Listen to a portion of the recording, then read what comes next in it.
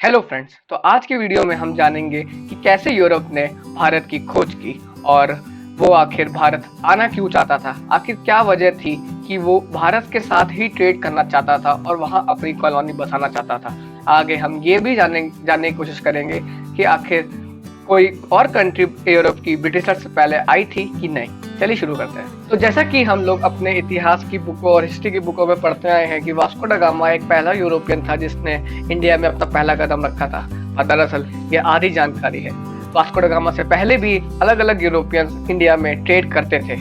इसका जीता जाता सबूत है कि सदर्न पार्ट ऑफ इंडिया में रोमन अम्पायर के सिक्के पाए गए हैं, जिससे ये साफ पता चलता है कि वास्को ड गामा से पहले रोमन अम्पायर के दौरान यूरोपियंस इंडिया से ट्रेड करते थे। अब बड़ा सवाल ये है कि आखिर यूरोपियन इंडिया के साथ ट्रेड ही क्यों करना चाहते थे और सिर्फ इंडिया ही वो क्यों ढूंढना चाहते थे। तो इसका जवाब ये है कि यूरोप में जो क्लाइमेटिक कंडीशन है वो वेजिटेबल्स और अलग स्पाइसेस और मसाले की कल्टीवेशन को फेवर बिल्कुल भी नहीं करता है, क्योंकि वहाँ पे ज़्यादातर विंटर सीजन ही रहता था।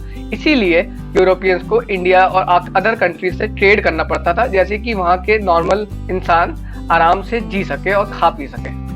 और जैसा कि हम जानते ही हैं कि इंडिया एक एग्रीकल्चरल बेस्ड कंट्री है, तो पहले से ही वो एग्रीकल्चरल बेस्ड कंट्री था और वहाँ पे सबसे ज़्यादा वेजिटेशन और स्पाइसेस वगैरह की कल्टीवेशन होती थी। इसीलिए यूरोप इंडिया ही आना चाहता था, क्योंकि यहाँ हाई क्वालिटी वेजिटेबल्स और स्पाइसेस मिल जाते थे आसानी से।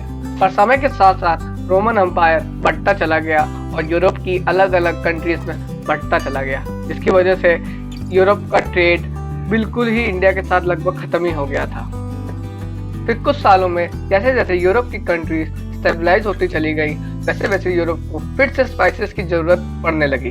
तो फिर से यूरोप ने अपना ट्रेड इंडिया के साथ शुरू कर दिया, लेकिन इस बार उसको ट्रेड करने के लिए बीच में ऑटोमन अम्पायर के थ्रू जाना पड़ता था, जिसकी वजह से उनको हैवी टैक्स देने पड़ते थे, जिसकी वजह से स्पाइसेस उनके लैंड तक पहुंचते पहुंचते बहुत महंगे हो जाते थे। तो यूरोप की कंट्रीज में एक नीड पैदा हुई कि एक कोई ऐसा रूट निकाला जाए जिसमें उनको टैक्स वगैरह ना देना पड़े।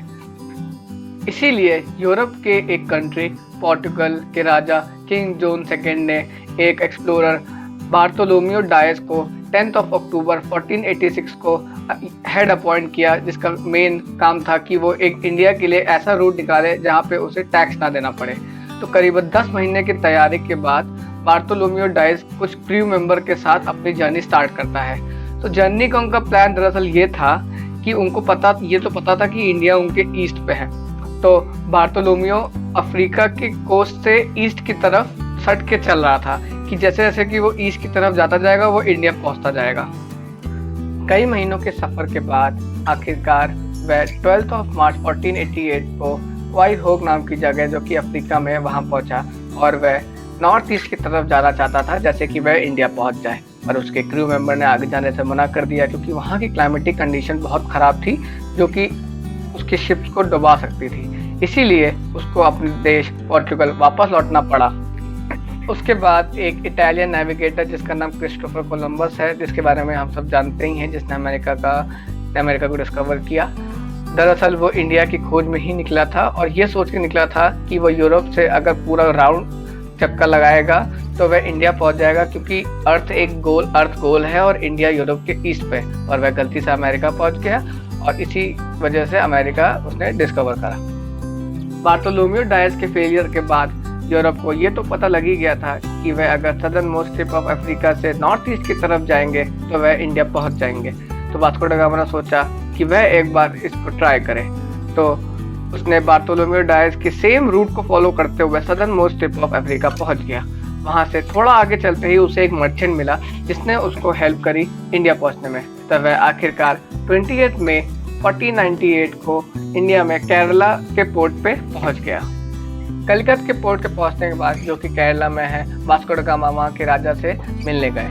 तो वहाँ के राजा के सामने उन्होंने प्रस्ताव रखा कि वह वहाँ से ट्रेड करने के लिए तैयार हैं, पर उनको राजा को उनकी कस्टम ड्यूटी माफ़ करनी पड़ेगी। पर वहाँ के राजा ने कस्टम ड्यूटी माफ़ करने से साफ इनकार कर दिया।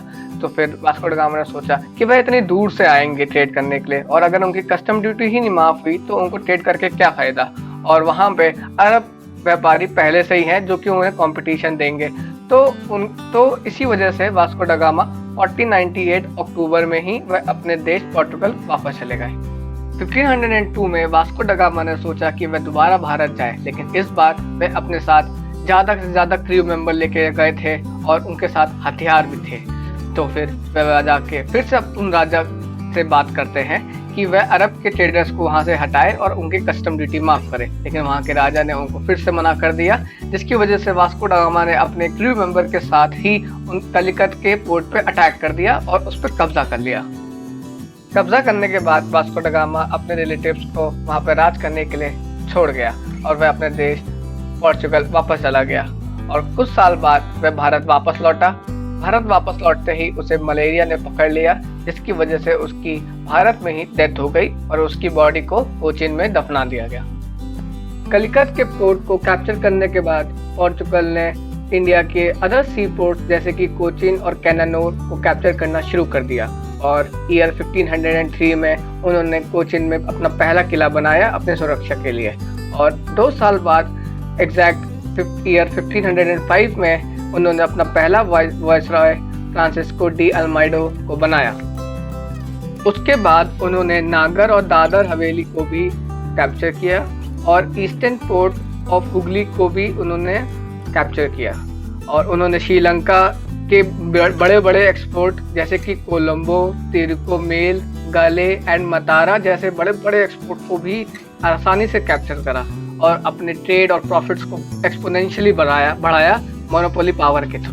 1526 में पोर्चुगल ने अपना एक्सपेंशन इंडिया में करना शुरू किया और उन्होंने मैंगलोर को लोपो वाज दे संपायो वाइसरॉय के अंडर एनेक्स किया। लेटर ऑन 1530 में उन्होंने गोवा में कब्जा किया और 1538 में उन्होंने दीव को कब्जा किया।